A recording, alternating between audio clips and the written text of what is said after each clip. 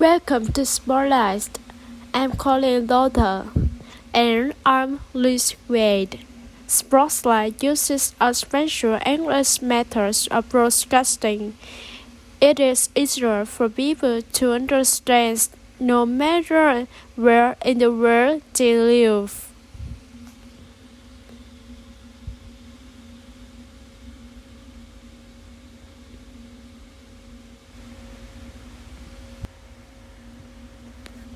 Think of an event in your life that you remember very well.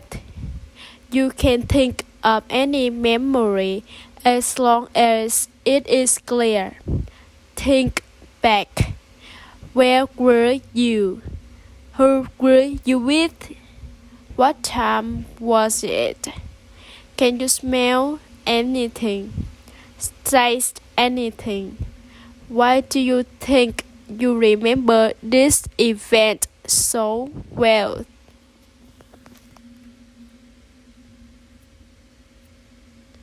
Memory is strange. Sometimes a person might remember something that is extremely important to them. At other times, she may remember a fact that does not matter at all. It may be difficult to learn something she wants to remember, like an English vocabulary word. But this does not always have to be the case.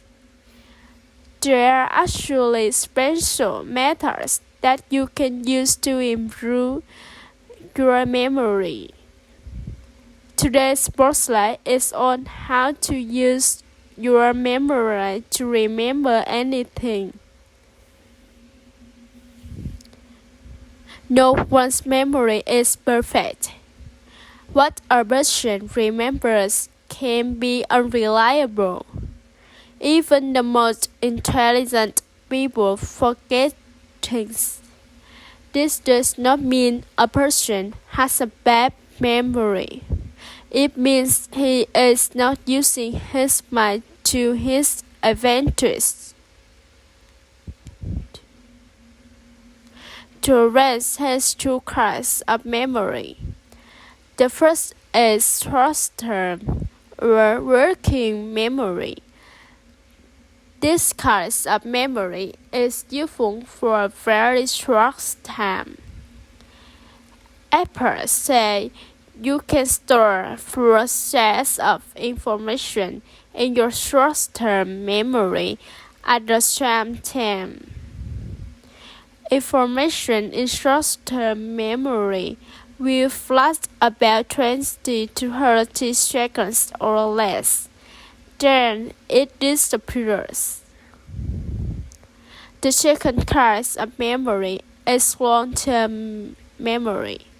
Long-term memory is what people usually think of when they say they have memorized something. Memories in the long-term memory state. A person can remember them again and again. These are memories like the names of people you know, how to do a task, or memories from a special event from a long time ago. The trick of remembering is moving information from short-term to long-term memory. No one knows exactly how this happens, but scientists do have theories. Richard Moss is a writer at Harvard Stockholm. He writes that going from one kind of memory to the other is all about attention. You must focus on particular things. To properly create a memory, you must first be paying attention. You cannot pay attention to anything all the time. So much of what you see every day is filtered. Only some information passes into your conscious awareness. How you pay attention to information may be the most important part of how much of it you actually remember. People also remember things that are similar to what they already know. This is because of the structure of the brain. Most of the brain is made of cells called neurons. When we learn something, different neurons connect to each other. When these neurons stay connected, it forms a memory. The more connections a memory has, the stronger it will be. For example, think of a person you know. When you think of that person, the same neurons become active in your brain every time. Memories can also link to other memories, making them stronger still. This is why memories with multiple senses last longer.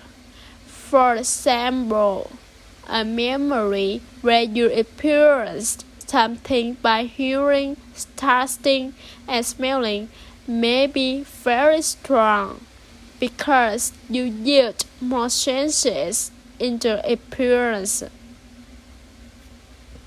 These memories connect different parts of the brain. Think of the person you just remember. Do you remember what their laugh sounds like? Do you remember the sound of their voice? Finally, we make memories when we have repeated experiences. Each time we do the same thing, our brains make new connections. Scientists say our neurons activate or fire. Fletcher Moss uses practicing music as an example. If you play a piece of music over and over, certain cells in your brain fire repeatedly in a certain order. This makes it easier to repeat this fire later on. The result, you get better at playing music. You can play faster with fewer mistakes. Practice it long enough and you will play it perfectly. Practicing or repeating information is one of the most popular methods of remembering. If a person has vocabulary words, they are using this method. But this is not always the best way to memorize. There are many methods which use the other ways we remember or combine them. Another memorization method is called a mnemonic device. One well-known mnemonic device is called an acronym. Acronyms are helpful in memorizing words. To create an acronym, find the list of words you would like to memorize. It is usually helpful if there is something similar about them. Then, take the first letter from each word. Organize those letters into a word or phrase. You have now made an acronym. Each letter in the final word stands in for another word.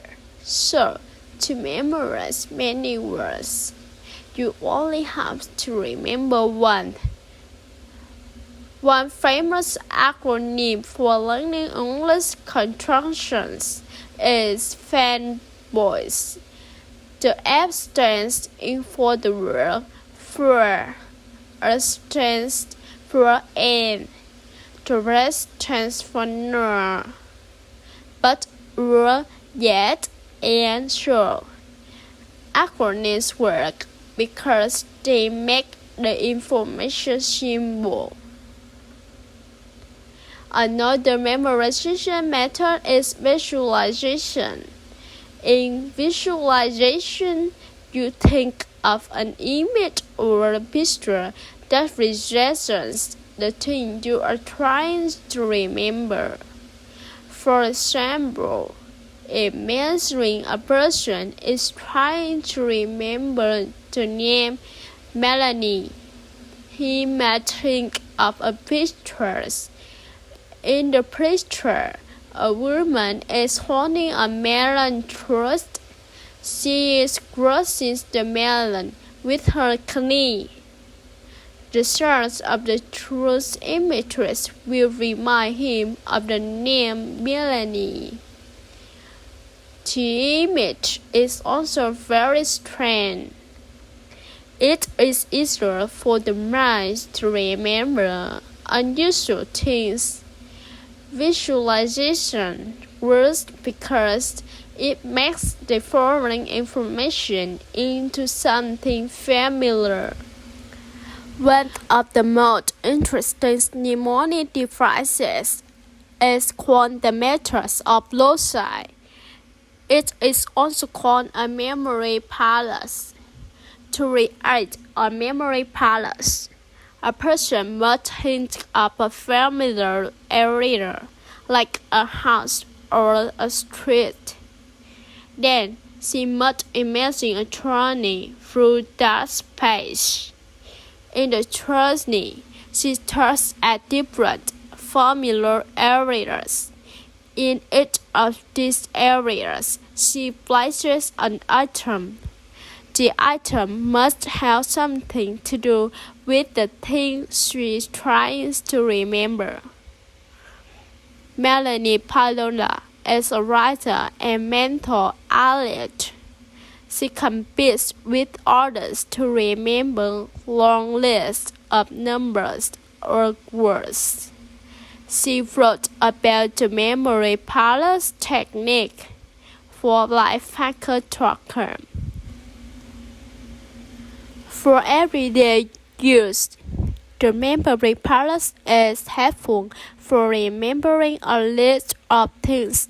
Start a journey, beginning at a place you know very well, like your home. Begin at your door.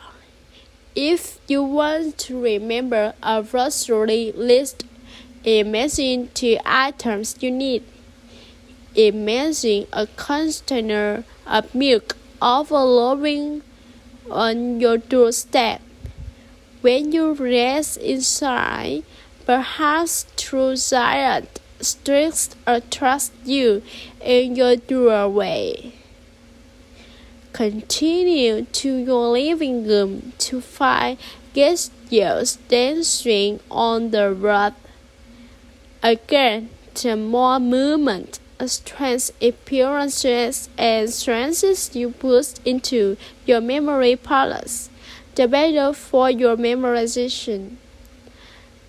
This may seem like a lot of work, creating more information than the person needs to memorize, but the method of loci is actually a way of hacking the brain. To remember something, the brain needs a network of information. Without this network, the memory will fade quickly. The method of loci creates a new network. It uses multiple senses, and then it attaches the necklace to something familiar. This way, what you are trying to remember enters the long-term memory. There are many more mnemonic devices, but most memory methods involve one of these three steps. Make it simple. Visualize it. That is, imagine you can see it in your mind. Connect the information to something you already know. If you can master these simple tips, you will be able to remember huge amounts of information. What will you memorize now? Do you have any special ways to remember things? What are they? Will you try a new method?